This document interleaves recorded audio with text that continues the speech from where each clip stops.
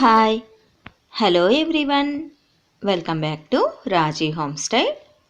Today రాజీ home స్టైల్లో ఎండు బఠానీతో చక్కటి కూరని ఏ విధంగా చేసుకోవాలో ఈరోజు ఈ వీడియోలో చూసేద్దామండి. పచ్చి బఠానీ కాదు, ఎండు బఠానీతో కూర recipe preparation video. First of all నేను ఇక్కడ 1 కప్పు మైన ఎండు బఠానీని తీసుకున్నానండి. ఈ ఎండు బఠానీ అనేది మనకు ఏ సూపర్ మార్కెట్లో అయినా కూడా అవైలబుల్గా ఉంటాయి. ఈ బఠానీని నేను ఒక ఓవర్ నైట్ అంతా నానబెట్టేశాను. కనీసం 5-6 గంటలన్నా నానబెట్టుకోవాలి. ఇలా బాగా నానిన బఠానీని కుక్కర్లో వేసేసుకొని ఒక చెంబుడుమైన వాటర్ని వేసేసుకొని కొద్దిగా సాల్ట్ని యాడ్ చేసేసి 4-5 విజిల్స్ వచ్చేంత వరకు ఉడికించుకోవాలి. సాల్ట్ని మరీ ఎక్కువగా వేయొద్దండి, లైట్గా కొద్దిగా వేసుకుంటే చాలు. ఈ బఠానీ ఉడికేలోగా కూర రెసిపీ కోసం మసాలాని ప్రిపేర్ చేసుకుందాము. చిన్ని మిక్సీ గిన్నె తీసుకొని అందులో 2 టేబుల్ స్పూన్లమైన చిల్లీ పౌడరు, అలాగే 2 టేబుల్ స్పూన్లమైన ధనియా పౌడర్ వేసుకోవాలి.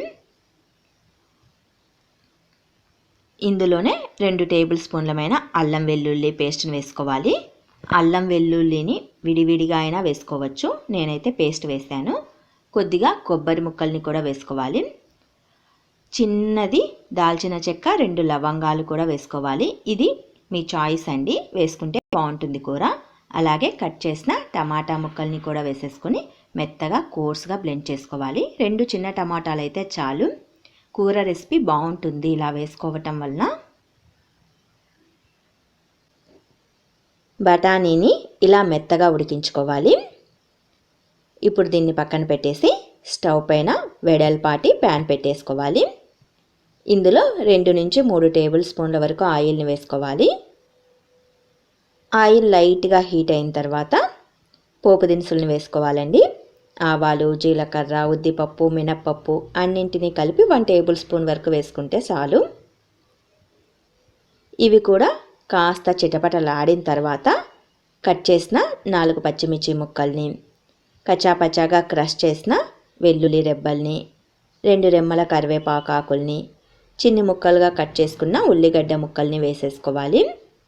ఇవన్నీ వేసిన తర్వాత చక్కగా కదుపుకుంటూ పోపునంతా దోరగా వేగనివ్వాలి. పోపు అనేది లైట్గా వేగిన తర్వాత మిక్సీ పట్టి ఉంచుకున్న మసాలాను వేసుకోవాలి. ఇందులోనే కట్ చేసి పెట్టి ఉంచుకున్న టమాటా ముక్కల్ని కూడా వేసుకోవాలి. 2 పెద్ద సైజు టమాటాలు తీసుకొని చిన్న చిన్న ముక్కలుగా కట్ చేసుకొని ఈ మసాలాకు యాడ్ చేసుకోవాలి. ఇందులోనే కాస్త పసుపు, రెసిపీకి సరిపడా సాల్ట్ని కూడా వేసేసుకొని ఈ మసాలా టమాటా అనేవి ఆయిల్లో కాస్త వేగేంత వరకు మూత పెట్టేసి వేపుకోవాలి.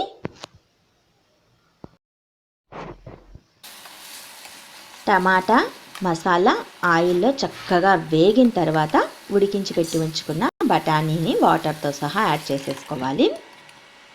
మసాలాలో మనం 2 టమాటాలు వేసామండి, అలాగే కట్ చేసిన టమాటా ముక్కల్ని కూడా వేసాము. ఇలా వేయటం వలన కూర రెసిపీ అనేది చిక్కగా వస్తుంది. సాల్ట్ ఏమైనా పడుతుందేమో చూసి అడ్జస్ట్ చేసుకొని మూత పెట్టి చిక్కబడేంత వరకు ఉడికించుకోవాలి. కొద్దిసేపటి తర్వాత చూడండి, కూర అనేది బాగా దగ్గర పడిపోయింది. మీకు లైట్గా పులుసు కావాలి అంటే కనుక కాస్త లైట్గా పులుసు ఉన్నప్పుడే స్టవ్ను ఆఫ్ చేసుకుంటే సరిపోతుంది. ఫైనల్గా కాస్త కొత్తిమీరని యాడ్ చేసేసుకుంటే ఎండు బఠానీ కూర రెసిపీ అనేది రెడీ అయిపోయినట్లే. ఈ బఠానీ కూరని చపాతీలోకి, రోటీలోకి, పుల్కాలోకి తీసుకోవచ్చండి, చాలా బాగుంటుంది. ఈవెన్ రైస్లోకైనా కూడా చాలా బాగుంటుంది. కంపల్సరిగా ట్రై చేయండి.